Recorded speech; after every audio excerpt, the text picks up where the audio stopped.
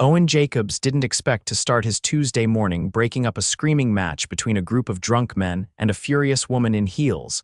But then again, life hadn't exactly been predictable since his ex walked out on him and their daughter, Violet. It happened outside the corner deli, right after he picked up Violet from daycare. She was swinging her little backpack and humming a song from her cartoon, while Owen juggled a bag of groceries and a paper cup of burnt coffee. That's when he heard it voices, loud and slurred, followed by a sharp, "I said leave me alone." He turned sharply, instinct taking over. 3 men in suits, clearly tipsy and overconfident, had cornered a woman near the alley. She looked done with it, jaw clenched, her phone in one hand like she was debating whether to call someone or throw it at them. "Back off," Owen said, stepping between them before he realized what he was doing. One of the guys laughed, squinting at him like he couldn't figure out why someone wearing scuffed boots and a faded hoodie thought he had the right to speak. "Who are you, her bodyguard?" "No," Owen said, voice firm, "but I've got a 4-year-old watching. So unless you want to explain to her why you're acting like entitled jackasses, I suggest you walk away." The tallest man raised a brow, but the woman cut in, her voice frosty. "I said I'm fine. Go." She didn't say it to Owen. She said it to the drunk ones. The message was clear: leave. And shockingly, they did. Maybe it was the look in Owen's eyes. Maybe it was the fact that the woman, despite her sleek appearance, looked like she'd rip their heads off next. The moment the last one stumbled off, Owen turned to her. "You okay?" She looked at him properly now, and for a second, he forgot how to breathe. She was stunning. Not loud stunning, quiet stunning, like she'd walked out of a dream and into real life. Her dark brown hair was in a low twist, her black coat wrapped tight around her waist, and her heels looked like they could buy his rent for 2 months. "I'm fine," she said, then her eyes flicked down to the little girl clinging to his leg. "Thank you for stepping in." Violet peeked out from behind him. "My daddy's strong, he can punch monsters." The woman actually laughed. "Is that so?" Owen ruffled Violet's hair. "Only when absolutely necessary." There was a pause, long enough to be awkward, then she extended a hand. "Sierra Adams." He shook it, his calloused hand engulfing her soft one. "Owen Jacobs, and that's Violet." Sierra crouched down. "Hi, Violet." Violet beamed. "You're pretty." Sierra blinked, then smiled. "Well, thank you." Owen cleared his throat. "We should get going, but You sure you're okay?" "I'm fine, really, but could I buy you a coffee as a thank you?" Owen blinked. "You don't have to, I know, but I want to." She glanced down at Violet. "If you have time." He hesitated. Violet tugged his sleeve. "Can I have a cookie?" Sierra smiled again. "There's a bakery around the corner. Their chocolate chip ones are amazing." Owen gave in. They sat at a small table by the window. Violet munched her cookie, swinging her legs, while Owen and Sierra sipped coffee and talked. It was weirdly nice. "So what do you do?" he asked, genuinely curious. Sierra paused. "I work in tech, management." Technically true. She just didn't mention that she was the CEO of Adams Tech, one of the fastest-growing AI companies on the East Coast. "And you?" "Construction. Freelance mostly. I take whatever gigs I can get, not glamorous." She tilted her head. "But honest." He gave a half smile. "Yeah, that's one word for it." Their eyes met. There was something there, not just gratitude, not just politeness. A pull, a spark. But he wasn't stupid. Women like her didn't go for men like him. Still, when they left the cafe and she handed Violet a second cookie, for later, Owen found himself saying, "Thanks again, for the coffee and the cookie." Sierra touched his arm lightly. "Thank you for the rescue." And then she walked away, heels clicking against the pavement, disappearing around the corner. Owen stared after her for a beat too long. "Daddy," Violet said, tugging his hand. "She was nice, I liked her." "Yeah," Owen muttered. "Me too." The next day, Sierra couldn't stop thinking about him. She had meetings, interviews, a board presentation, and none of it could push Owen Jacobs out of her head. He wasn't like the guys she usually met. He wasn't polished or trying to impress her. He hadn't looked twice at her coat or shoes or watch. He just stepped in, protected her, looked at her like she was a person, not a CEO, not a prize, and his daughter, sweetest kid she'd ever met. She found herself Googling him, just to make sure he wasn't secretly a criminal or something. He wasn't. She found a small contractor profile under his name. A few reviews, photos of home renovations, a local phone number. She didn't call it, but the number stayed saved in her phone anyway. 2 days later, Owen was working at her renovation site when he got a call from a private number. He almost didn't pick up. "Hello, Owen, it's Sierra," he froze. Hey. I hope this isn't weird, but I wanted to ask, are you free Saturday? I'm helping at a kids' charity event. They need someone to fix part of the stage, and I thought of you." He blinked. "You want me to help fix a stage, and maybe." Her voice softened. "Stay for the event. There's face painting and pony rides. Violet might like it." Owen looked down at his dirty boots. Yeah, we're free. Great. I'll send the address." The event was in a huge park in the nicest part of the city. Owen fixed the stage in under an hour. Violet rode a pony named Sparkle and got a butterfly painted on her cheek. And when Sierra walked toward them in jeans and a sweatshirt, hair in a ponytail, holding 2 lemonade cups, Owen forgot how to breathe all over again. "Thanks for coming," she said, handing him a drink. "You didn't mention this was fancy," she shrugged. "It's not, just people, kids." "Good cause." They sat on the grass, talked, laughed, and when Violet fell asleep in her lap on the way home, Sierra didn't seem to mind. She just smiled, brushing hair off the little girl's forehead. Owen looked at her, really looked. And for the first time in a long time, he felt something warm and terrifying move in his chest. Hope. He had no idea who she really was, and he had no idea she was already falling for him. Owen hadn't expected to see Sierra again after the charity event. He figured it was a one-time thing. She'd asked for help, he'd shown up, and that was that. People in her world didn't usually keep people like him around. But 3 days later, she called him again. This time, it wasn't about an event or a favor. She asked if he and Violet wanted to meet her at the Botanical Gardens on Sunday. "I've got a membership," she added quickly, like she needed to explain why she was offering. "And they're doing this thing with butterflies. It's supposed to be really beautiful." Owen hesitated. He'd never been to a botanical garden in his life. It sounded like the kind of place where you weren't supposed to touch anything or speak above a whisper. But Violet lit up at the word butterflies, so he said yes.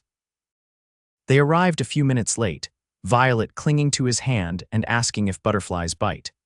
Sierra was already waiting by the entrance, wearing a soft gray coat and holding a paper bag that turned out to be filled with homemade banana muffins. "I thought Violet might be hungry," she said, crouching down to offer the bag. "No nuts, just in case." Owen stared at her for a second, something catching in his chest. It wasn't the muffins, it was the thought she'd put into them. The care. "You didn't have to do that," he said. "I know." Inside the butterfly conservatory, the air was warm and filled with the slow flutter of wings. Sierra pointed out the different species to Violet, kneeling beside her as she whispered facts about migration and metamorphosis. Owen kept a step behind, watching the two of them together. It was strange how easily Sierra fit into the small, unpolished world he and Violet had built. Like she belonged there. They sat on a bench beneath a canopy of flowers while Violet ran ahead to chase a particularly bright blue butterfly. "She's got your eyes," Sierra said quietly. Owen looked at her. "She's got her mom's smile." Sierra didn't ask about the mother. She didn't pry. Instead, she pulled a folded piece of paper from her coat pocket. "Violet drew this at the event," she said, handing it to him. "She gave it to me. I thought maybe you'd want it." It was a crayon drawing of a stick figure girl on a pony with scribbled words at the bottom. "Thank you, Miss Sierra." He folded it carefully and slid it into his coat. "She likes you. I like her too." They walked through the rest of the garden slowly, talking about everything but the obvious. Not once did Sierra mention her job, and Owen didn't ask. Instead, they talked about music, how Violet only fell asleep if he played old jazz records, and how Sierra used to play piano until her hands got too stiff from typing at a computer all day. She laughed when Owen admitted he'd once tried to build a treehouse without any blueprints, and ended up with something that leaned so far to the left it looked like it was trying to escape. She laughed easily, without pretense. And Owen found himself wanting to hear that sound again. Afterward, she offered to walk them to his truck. It wasn't anything fancy, just an old Ford that rattled when it hit bumps, but Sierra didn't look at it the way others sometimes did. She didn't glance at the rust spots or the cracked dashboard. She just helped Violet into her booster seat and handed her another muffin for the road. "Thanks for coming," she said, brushing a curl behind her ear.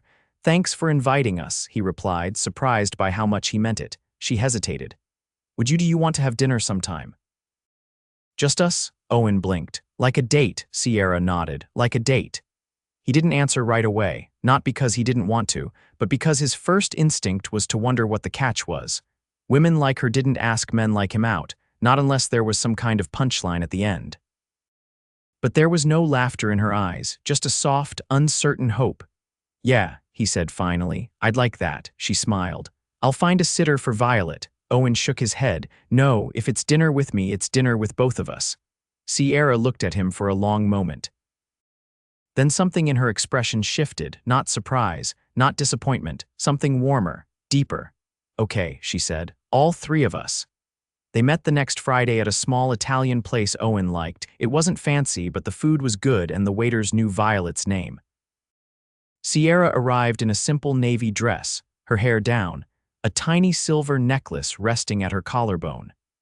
Violet wore her sparkliest leggings and spent 10 minutes telling Sierra about the ladybug she found at recess. They ordered spaghetti and meatballs, and Sierra asked the waiter for a crayon set so Violet could draw on the paper tablecloth. Owen watched the way her eyes softened when Violet drew a crooked heart with all three of their names inside it. She didn't say anything. She just reached for her wine and took a slow sip, like she needed a second to breathe. After dinner, they walked through the plaza outside the restaurant. It had a fountain in the center, lit from below so the water looked like it was glowing. Violet ran ahead and tossed in a penny, whispering a wish. Sierra leaned closer to Owen. "What do you think she wished for?" "Probably a puppy," he said. "I was thinking maybe a pony," he grinned. "She is still talking about Sparkle." They stood there for a moment, watching Violet dance around the fountain. Then Sierra said, "I had a question for you." "Shoot." "I've been thinking about something. I run this mentorship program through my company just a few evenings a month. We match kids with people in different careers, show them what's possible." He looked at her, unsure where she was going. "There's a girl, her name's Tasha, she's 8, smart as hell, but she's had a rough year, her dad's not around. And she lights up when she's around people who show her how to build things. I thought, maybe you could come by, show her a few tools, build something small, just once or twice." Owen blinked. "Me," she nodded. "You're good at what you do, and you're patient." "That matters." He looked away, thrown off. "I'm just a guy with a toolbox." "Exactly," she said. "And she needs to see that kind of guy exists." He didn't say yes, but he didn't say no either. When Violet finally tired herself out, Owen carried her back to the truck, her head on his shoulder. Sierra followed, quiet. When they reached the door, she hesitated. "This is the part where I should say goodnight," she said softly. "You could," he replied. Or, she stepped in. He met her halfway. The kiss wasn't rushed. It wasn't showy. It was slow, searching, the kind of kiss that asked a question and waited for the answer. When it ended, she stayed close, her forehead resting lightly against his. "I'm not who you think I am," she whispered. He didn't pull away. "Then tell me who you are." But she didn't, not yet. Instead, she said, "I'll call you tomorrow." And then she walked away, her heels quiet against the pavement, leaving Owen standing there with his daughter asleep in his arms and the taste of something new lingering on his lips. Something dangerous, something real. Owen stood at the edge of the rooftop, the city lights flickering beneath him like 1,000 restless stars. The air up here was cooler, cleaner somehow, carrying the faint scent of spring rain on concrete. He'd just finished installing new railings for a client's penthouse terrace, a rare high-rise job that paid well enough to stretch rent for 2 months and keep Violet's lunchbox full of her favorite snacks. He should have been focused on packing up his tools and getting home, but his head was somewhere else entirely. Sierra hadn't called. It had been 3 days since that kiss outside the Italian restaurant. 3 days since she'd whispered that she wasn't who he thought she was. And then nothing. He wasn't the kind of man to chase. Life had taught him the hard way that people either stayed or they didn't. No amount of waiting or calling or hoping could change that. But still, he checked his phone more times than he cared to admit. Back on the ground, he climbed into his truck and turned the key. The engine groaned awake. Violet's booster seat sat in the back, still scattered with crumbs from the last cookie Sierra had given her. He stared at it for a long second, then pulled onto the street, telling himself it didn't matter. By the time he got home, Violet was already asleep at her babysitter's. He carried her to her bed, careful not to wake her, then sat in the kitchen in the dark, drinking water from the tap and listening to the hum of the refrigerator. It was a quiet night, too quiet. The next morning, a knock came just as he was tying his boots. He opened the door and froze. Sierra, not dressed in expensive coats or sleek heels, just jeans, sneakers, and a loose cardigan that looked like it had been worn for comfort, not style. Her hair was loose, slightly wind-blown, and her eyes were red-rimmed. "I should have called," she said before he could speak. He stepped back, letting her inside without a word. She looked around the small apartment, taking in the cracked tile, the mismatched furniture, the drawings taped to the refrigerator. She moved with hesitation, like she wasn't sure if she still had the right to be here. "I didn't mean to disappear," she said. I needed to think." Owen leaned against the counter, arms folded. "About what? About whether I was being fair, to you, to Violet, to myself." "Fair?" he echoed, studying her carefully. She nodded. "There's something I haven't told you, and the longer I waited, the worse it got. But if this is going to be anything real, you deserve the truth." He didn't respond, just waited. Sierra took a breath. "I run a company, Adams Tech. It's mine. I built it. I own it." Owen didn't flinch. He didn't blink, just let the words sink in slowly. "I figured," he said finally. She blinked. "You what?" "I didn't know the name, but the way you carry yourself, the things you say, the way you think, I knew you weren't just someone in management." Sierra stared at him, stunned. "I didn't care what your title was," he continued. "I cared that you showed up. That you listened to Violet like she mattered, that you didn't look at me like I was broken." "I never thought you were broken," she whispered. "I know," he exhaled, "but you still hesitated." "Why?" "Because people always want something from me once they know," she said, voice cracking. "Investors, partners, even people I thought were friends, they see the company first, the money, the lifestyle, and I didn't want you to change the way you looked at me." "I didn't," he said simply. Something in her face crumbled. "I don't have much," he added, "but I don't pretend." "What you see is what you get." Sierra stepped closer. "That's exactly why I fell." That word hung in the air like thunder. He swallowed. "You fell. For you, for Violet, for the way you stood in front of strangers for someone you didn't know. For the way you hold your daughter like she's the whole world. For the way you never asked what I had, only who I was." Owen looked at her, unsure what to do with the weight of that confession. "You scare the hell out of me," she said softly, "because you matter, and I don't know how to do this. Not like this, not with someone who sees me." He stepped toward her slowly until they were chest to chest. "You don't have to know how," he said. "You just have to stay." She reached for his hand and he let her take it. That night, Sierra stayed for dinner. Violet insisted they make grilled cheese the real way, which apparently involved too much butter and cutting the sandwiches into heart shapes. They played a board game with missing pieces, and Sierra laughed until she cried when Violet made up her own rules halfway through. Later, after Violet fell asleep mid-story, Sierra sat curled up on the couch with her knees tucked under her, sipping tea from a chipped mug. Owen sat opposite her, his legs stretched out, a quiet calm between them. "What now?" she asked. "You tell me." "I've got a charity gala this weekend," she said. "Big one, press will be there, investors. Everyone who ever judged me for being too young, too female, too ambitious." He nodded. "I'd like you to come with me." His eyebrows lifted slightly. "As my guest," she added. "Not some trophy, not an accessory, just you, because you're the only one I want standing next to me when I walk in." He looked at her for a long time. "You sure?" "I've never been more." He leaned forward, resting his elbows on his knees. "Then I'll need a suit," she smiled. "I know a place." He narrowed his eyes. "Please don't say it's in a skyscraper." "It's in a townhouse," she said, grinning, "and I promise not to let them touch your boots." Owen shook his head, but he was smiling too. 3 days later, he stood in front of a mirror in a boutique that probably cost more per square foot than his apartment. The tailor eyed him like a sculptor sizing up marble, while Sierra sat nearby flipping through fabric swatches like she'd done it 1,000 times. You don't have to do this, he said quietly as the tailor stepped away. I want to. I mean all of it. The gala, the suit, the spotlight. Sierra looked up. You think I care about the spotlight when you're in the room? He didn't know what to say to that, so he said nothing. At the gala, he stood beside her in a charcoal gray tailored suit that fit like it had been sewn onto him. She wore a floor-length gown in deep navy, her hair swept up, a diamond pendant at her throat. Cameras flashed, voices whispered, people stared, but Owen never let go of her hand. Inside, the ballroom glittered with chandeliers and crystal glasses. Waiters moved like dancers, and the music from the quartet filled every corner with elegance. Sierra introduced him to people with titles he couldn't pronounce, but she did it without apology, without hesitation.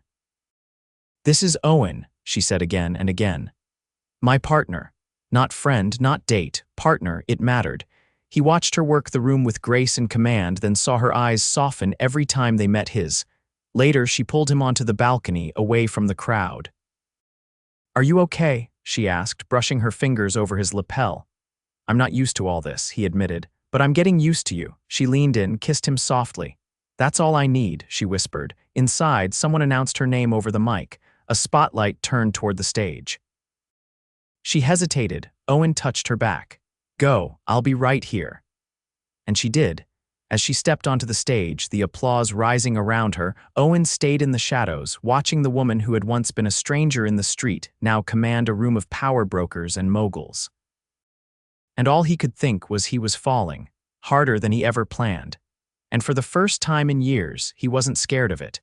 The morning after the gala, Owen woke to the sound of Violet's feet thumping down the hallway and the scent of something warm and sweet drifting from the kitchen.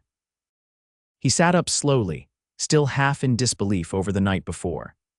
Sierra had made good on every unspoken promise she'd ever given him without flash, without spectacle, just with her presence and a quiet, unwavering pride in having him by her side.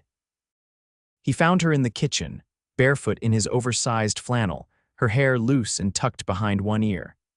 She was flipping pancakes, humming to herself, while Violet sat at the counter with a fork in one hand and a wild look of anticipation in her eyes. There's a rule, Violet said as soon as she saw him. If you help make pancakes, you get the first one. Owen leaned against the doorframe, arms crossed. Then I guess I'm out of luck. Sierra glanced over her shoulder, lifting a brow. Actually, you're in luck. Violet's idea of help was eating chocolate chips straight out of the bag. Violet shrugged, unapologetic. I was quality control. They ate together, sunlight streaming through the windows, the world outside feeling far away and irrelevant. There was no gala, no suits, no whispers of who belonged in whose circle. Just three people who fit together in a way that felt like it had been written long before any of them had noticed. After breakfast, Sierra pulled Owen aside as Violet dashed off to her room to find her butterfly wings. I have to go into the office today, she said gently. There's a board meeting I can't miss, but I was hoping. Would you and Violet come over for dinner tonight, my place? He hesitated. It wasn't fear, just a quiet caution. They'd been building something steady, and he didn't want to step into her world too fast and risk watching it all unravel. You sure that's what you want? He asked. Sierra didn't blink. I want you to see where I live, where I come from. I don't want to keep anything separate anymore. So he nodded. That evening, he drove Violet across the city, following the GPS until it led him to a quiet street lined with trees and iron gates. Sierra's building sat at the end, a sleek structure of glass and stone, understated but unmistakably upscale. A valet stepped forward as he parked, and Owen hesitated, unsure if he was supposed to hand over the keys to his truck that still had a cracked mirror and a stubborn check engine light. Sierra met them in the lobby, her expression warm but unreadable. Without a word, she took Violet's hand and led them to the private elevator. Her penthouse was nothing like Owen expected. Yes, it was large open spaces, floor-to-ceiling windows, carefully curated art, but it wasn't cold. There were soft throws draped over couches, a dog-eared book on the coffee table, a few crayon drawings still taped to the side of the refrigerator. I used to come here alone, she said quietly as he looked around. It never felt like home, just a place between meetings, but now, I don't know. It's different. Owen wandered toward the wall of windows that overlooked the skyline. Because you're not alone anymore, Sierra stood beside him. Because I don't want to be. Dinner was simple roasted chicken, vegetables, and a chocolate cake Violet declared the best she'd ever had, even though she'd already eaten 3 slices of Owen's birthday cake last month and sworn that was unbeatable. After dinner, Sierra showed Violet the guest room she'd set up. There was a small bookshelf, a basket of stuffed animals, and a comforter patterned with stars. I thought maybe she'd want a place here, she said softly as Owen watched from the doorway. Violet ran to the bed, flopping back dramatically.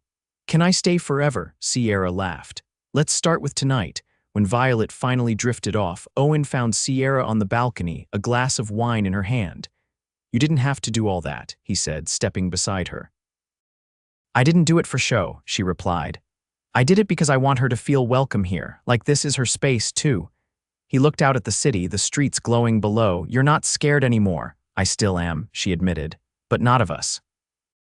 The only thing that scares me now is losing what we have because I waited too long to believe it was real. He turned to her, his voice low.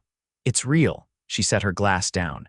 Then let's stop pretending we're circling something. I know what I want, Owen. I want to build something with you. Not just visits, not just dinners. A life, one where Violet has 2 people who never walk away.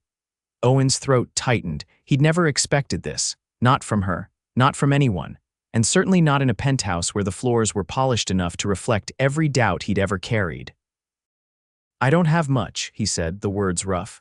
I don't want much, she answered. I want you, Violet. Mornings that start with pancakes and nights that end on balconies, that's enough for me. He stepped closer, brushing a hand against her cheek. Marry me, he said suddenly, the words out before he could second-guess them. Sierra froze. What? I don't have a ring, I don't have a plan, but I know what this is. And if you feel the same, then let's stop wasting time. She searched his eyes, breath catching. Yes, she said, voice shaking. Yes, the kiss that followed wasn't dramatic or rushed. It was quiet, certain, a promise. A week later, they married on a Sunday afternoon in a small garden behind the same botanical conservatory where Violet had chased butterflies and Sierra had first told her stories about migration. The ceremony was private, just a handful of people, Violet dressed in soft lilac, tossing petals down the aisle as Owen waited with his hands folded and his heart wide open. Sierra wore a pale cream dress that whispered when she moved. No dramatic entrance, no cameras. Just her, walking toward him with the same look she'd worn that first night they met, strong, sure, and entirely herself. When the officiant asked if they had vows, Sierra nodded. I used to think love had to be earned by being smarter, stronger, more successful, she said, her voice steady. But you taught me it's not about proving yourself. It's about showing up, every day, no matter what. You showed up for me for Violet before you even knew what we could be. And I promise to do the same for you, every day, for the rest of our lives. Owen cleared his throat, voice low but firm. I didn't think I had room in my life for anything more than survival. But then you walked into it, and everything changed. I promise to protect what we have, to build with you, not just with my hands, but with my heart. To raise Violet with you, to fight for you, and to love you the way you deserve. They kissed to applause, Violet squealing and jumping into their arms as the guests rose. The reception was held in the garden, with fairy lights strung from the trees and a small band playing soft jazz. Sierra danced barefoot, passing Violet between guests while Owen watched from the side, his hand never far from hers. Late into the evening, when the stars were out and the last of the cake had been devoured, Sierra pulled Owen aside. There's something I didn't tell you, she said, eyes glinting. He raised a brow. I bought the building where you did that first renovation job, the one with the crooked staircase you fixed. It's going to be a community space. Workshops, mentorship programs, I want you to run them. He stared at her. You're serious, completely. He shook his head slowly. You really don't do anything halfway, do you? She grinned. Not when it matters. And he pulled her close, holding her against him as the music played. They never looked back after that. Their days were full of laughter, of work, of Violet's endless questions and growing dreams. And every night, no matter how chaotic, they found each other again. Not in boardrooms or blueprints, but in the quiet, certain truth that they'd found something rare, something real. And they never let it go. Owen stood in the middle of the newly gutted community center, the scent of sawdust and fresh paint mixing with the spring air that drifted through the open windows. He'd pulled off the last of the drywall that morning, revealing the original brick beneath.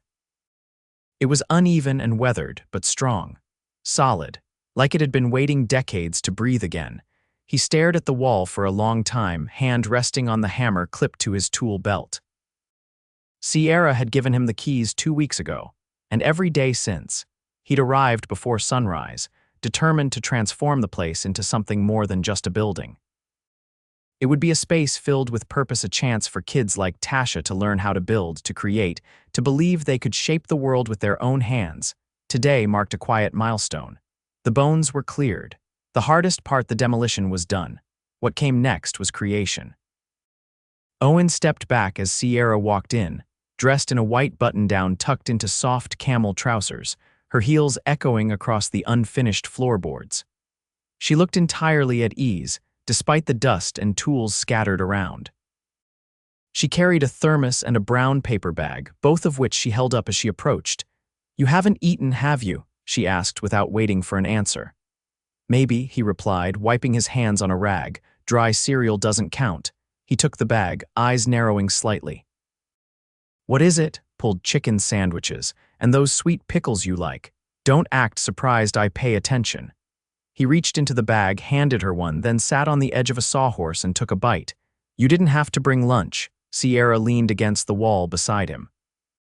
"I wasn't going to let you eat vending machine peanuts again." He chewed, then swallowed. "You keep this up and the crew's going to start expecting homemade meals. They'll get coffee and gratitude. You're the only one I'm feeding like this." He glanced at her, the corner of his mouth lifting. "Lucky me then." She nudged his knee gently with hers. "Always." They ate in silence for a few minutes, the sounds of the city wafting in through the open windows. Somewhere down the block, a trumpet played half a melody before trailing off. Sierra set her sandwich down and looked out across the room. "It's going to be beautiful. It's going to be useful," Owen corrected, brushing crumbs from his jeans. "Beauty comes after you know it'll hold." Sierra turned to face him fully. "You always talk like that. Like things have to prove their worth before they can be appreciated." He didn't answer right away. She took a step closer. "You proved yours a long time ago." His gaze lifted. "I didn't think I had to." "You didn't. But you did anyway." He set down his sandwich and stood, pulling her into his arms. "You're going to make me soft." She pressed her forehead to his. "Only on the inside." That evening, Violet watched cartoons on the couch while Sierra sat beside her, a stack of folders on her lap. Owen emerged from the hallway, his sweatshirt damp from the shower, hair still dark and tousled. He paused in the doorway, watching them. Violet was telling Sierra about a boy at school who brought an iguana for show and tell. Sierra nodded along, asking questions like she was listening to a Fortune 500 pitch. She always gave Violet her full attention, never faking it. It mattered. He crossed the room, kissed Sierra's temple. "Busy, just reviewing the final numbers from the quarter." "But I can stop." He nodded and disappeared into the kitchen. She followed a moment later, folder in hand, setting it down on the island. "I've been thinking." "Dangerous," he muttered, pouring tea into 2 mismatched mugs. "I'm serious." He handed her a cup. "What about?" "I want to step back." He blinked. "From what?" "The company, not completely. But I want to hand over day-to-day operations to my COO. I've been grooming her for this for over a year. She's ready." Owen leaned against the counter. "You're ready." "I am. I want more time with you." With Violet, with the center. Her fingers wrapped around the mug. "I don't need to be in every room to feel in control anymore. I've built something that can stand without me, and I want to build something else now." His voice was low. "With me," she nodded. "If you want that." He didn't answer. He just reached for her hand and pulled her close, resting his chin on her head. "I do." Weeks passed, and the center began to take shape. The walls rose, the wiring was installed, and the first coats of paint went on. Owen hired a small team of local apprentices, young, eager, and ready to learn. Sierra sat in on planning meetings, offering ideas but never taking over. She let the space evolve, guided by Owen's instincts. Violet grew too. She lost her first tooth. started reading chapter books, and insisted on helping paint the center's art room even if her help resulted in a purple handprint on the ceiling that Owen decided to leave as a signature. One evening, as the sun dipped below the skyline, they stood outside the completed community center. The grand opening was the next day. The sign above the door read, "The Haven." Sierra traced the lettering with her gaze. "You named it without me. It felt right," Owen said. "A place where people can feel safe, seen," she nodded. "It's perfect." The next morning, the ribbon-cutting ceremony drew a larger crowd than either of them expected. Kids, parents, city officials, even a few media outlets. But what caught Owen off guard was when Tasher ran up to him before it started, holding a toolbox painted in bright pinks and blues. "I made this," she said proudly, "for the other girls, so they know they can fix things too." Owen crouched down, taking the toolbox from her hands. "They're going to love this." Sierra watched from a few feet away, her eyes damp but proud. At the ceremony, Sierra introduced Owen to the crowd. She didn't list his qualifications or even mention his craftsmanship. She simply said, "This place exists because one man believed every person deserves to build something they can be proud of, including me." After the crowd dispersed, they stood under the sign together. "You know this isn't just a building," she said quietly. "I know. It's the start of everything." That night, they returned to the penthouse, now a home in every sense. Violet was already asleep, curled up in her favorite blanket, a stuffed unicorn tucked under her arm. Owen stood on the balcony, the city lights twinkling below. Sierra joined him, slipping her arms around his waist. "I was thinking," she murmured, "maybe we should take a trip, just the three of us, somewhere quiet." He tilted his head. "You, somewhere quiet," I've done the loud. "I'm ready for something quieter." "Something ours." He turned to face her fully. "Where?" she shrugged. "Doesn't matter, as long as you're there." He kissed her, slowly, deeply, like there was nothing more urgent in the world than memorizing the shape of her mouth. When they parted, she whispered, "You're not afraid anymore, are you?" "No," he said. "I stopped being afraid the moment you stayed," and she had, through every uncertainty, every late night, every risk, she had stayed, and so had he. Years later, the Haven expanded to 3 more buildings across the city. Violet grew tall and sharp-eyed, her curiosity insatiable. She took apart a toaster at age 8, rebuilt a bike engine at 10, and started teaching weekend classes by 12. Sierra never returned full-time to the company. Instead, she became its chairwoman, guiding from a distance, while focusing on initiatives that gave back. She and Owen traveled with Violet every summer, finding new cities, new stories, and new reasons to hold hands in unfamiliar airports. They never forgot where they started, in a deli parking lot, in the middle of a moment neither of them had expected. But that was the thing about love. Sometimes it didn't arrive when you planned.